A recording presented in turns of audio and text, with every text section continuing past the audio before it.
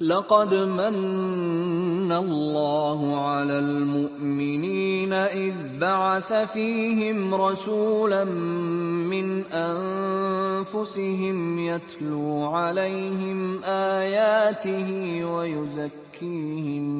ويزكيهم ويعلمهم الكتاب والحكمة وإن كانوا من قبل لفي ضلال مبين.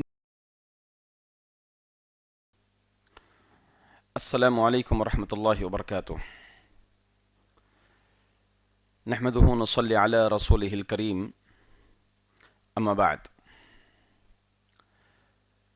وعن عمر بن الخطاب رضی اللہ عنہ قال قال رسول اللہ صلی اللہ علیہ وسلم انما الاعمال بالنیات. الحدیث. معزز حاضرین، یہ ہمارا سلسلہ گلدستہ حدیث پر اس کا دوسرا حصہ ہے. 150 احادیث جہاں اکٹھا کیے گئے ہیں، احادیث کو اکٹھا کرنے سے اوپر سب سے پہلے نمبر پر تمہید میں یا شروعات میں اس حدیث کو لایا گیا ہے. انما الاعمال بالنیات حدیث کا ایک حصہ ہے.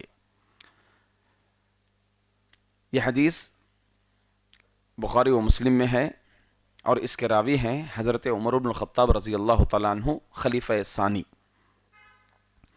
آپ دیکھیں گے اکثر محدثین جنہوں نے حدیث کی کتابیں لکھی ہیں، شروعات میں باب کتاب الطہارہ سے عموماً اکثر محدثین نے شروع کیا ہے فقہی ترتیب پر. اس میں اکثر محدثین نے شروع کرنے سے پہلے یہ حدیث کو لایا ہے انما الاعمال بالنیات. اس کا معنی ہے اعمال کا دار و مدار یا عملوں کا دار و مدار نیتوں پر ہے، کہ آدمی کی نیت یا اخلاص جتنا مضبوط رہے گا اس کے اعمال اس طرح مضبوط رہیں گے. چلیے سب سے پہلے ہم اس میں دیکھیں گے کہ نیت کس کو کہتے ہیں، اخلاص کس کو کہتے ہیں. اخلاص کس کو کہتے ہیں؟ اخلاص کا اگر ہم ظاہری معنی دیکھیں، لغوی معنی اگر ہم دیکھیں اخلاص کا، تو اس کا معنی ہے کسی بھی چیز کو پاک و صاف کرنا، شفاف کرنا، پیور کرنا. اس کے معنی ہوتے ہیں اخلاص کے. اخلاص کے اگر ہم شرعی معنی دیکھیں تو اخلاص کا معنی آتا ہے بندے کے تمام اقوال، تمام اعمال، افعال، چاہے وہ ظاہری باطنی ہو، کوئی بھی عمل صرف اور صرف رضائے الہی، اللہ کو راضی کرنے کے لیے کرنا، اس کو کہتے ہیں اخلاص. تو معزز حاضرین، اخلاص کی اہمیت، اخلاص کی ضرورت اسی طرح ہے جس طرح جسم میں، انسان کے جسم میں روح کی ضرورت ہے، ویسے ہی عملوں میں اخلاص اپنا رول ادا کرتی ہے. اللہ رب العزت نے حکم یہی دیا ہے. آپ دیکھیں گے سورۃ البینہ، اللہ تعالیٰ فرماتے ہیں وَمَا أُمِرُوا إِلَّا لِيَعْبُدُوا اللَّهَ مُخْلِصِينَ لَهُ الدِّينَ. اللہ تعالیٰ فرماتے ہیں کہ انہیں حکم کس چیز کا دیا گیا؟ کہ اللہ کی عبادت کرنا ہے پورے اخلاص کے ساتھ، مخلص ہو کر کے. تو معلوم ہوا کہ اخلاص سب سے اہم ہے، سب سے ضروری ہے. اور دوسری بات یہ بھی معلوم ہوئی کہ اخلاص قبولیت عمل، کوئی بھی عمل اگر ہمارا قبول ہونا ہے تو اس میں اخلاص شرط ہے. اس میں اخلاص شرط ہے. بغیر اخلاص کے اگر ہم عمل کر رہے ہیں، اخلاص یہ توحید کا ایک حصہ ہے، سمجھیے توحید کے شروط میں سے، لا الہ الا اللہ کے شروط میں سے اخلاص بھی ایک شرط ہے. تو ہمارا عمل قبول ہونے کے لیے اخلاص بہت امپورٹنٹ ہے، بہت ضروری ہے. اگر اخلاص کے بغیر ہمارا عمل رہا تو عمل کتنا بھی بڑا ہو تو وہ عمل ضائع ہو جائے گا، برباد ہو جائے گا.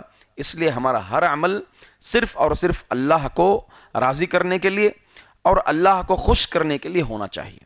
دوسری چیز، یہاں پر نیت کا ذکر آیا ہے. نیت کے معنی کیا ہیں؟ نیت کیسے ہوتی ہے؟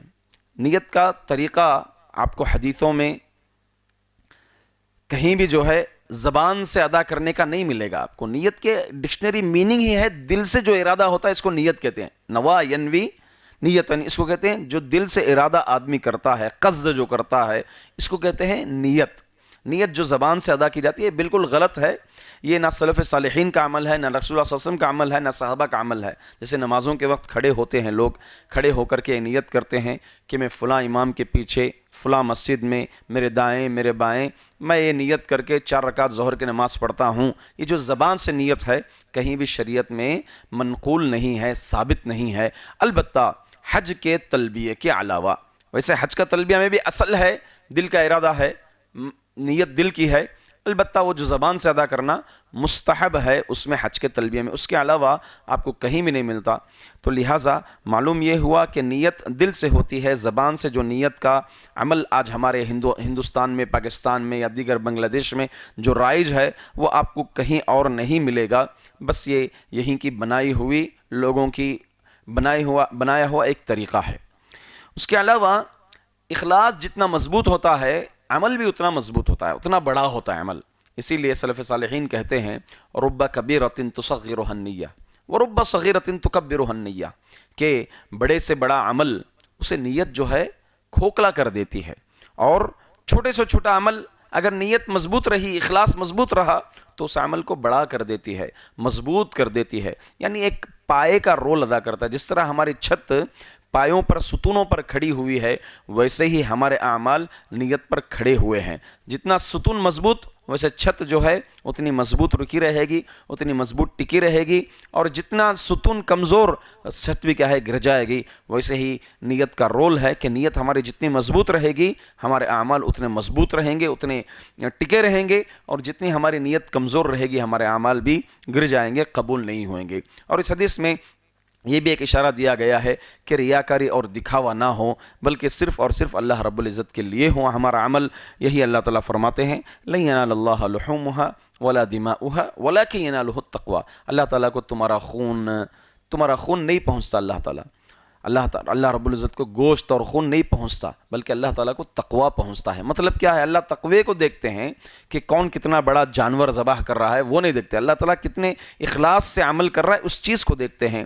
دوسری حدیث میں فرمایا گیا ان اللہ لا ينظر الى صورکم واموالکم ولکن ينظر الى قلوبکم واعمالکم. اللہ تعالیٰ تمہارے چہروں کو نہیں دیکھتے، تمہارے مال کو نہیں دیکھتے، اللہ تعالیٰ تمہارے دلوں کو دیکھتے ہیں، تمہارے اعمال کو دیکھتے ہیں. تو معلوم یہ ہوا کہ اخلاص سب سے امپورٹنٹ ہے ہمارے اقوال میں، ہمارے افعال میں، ہر چیز میں.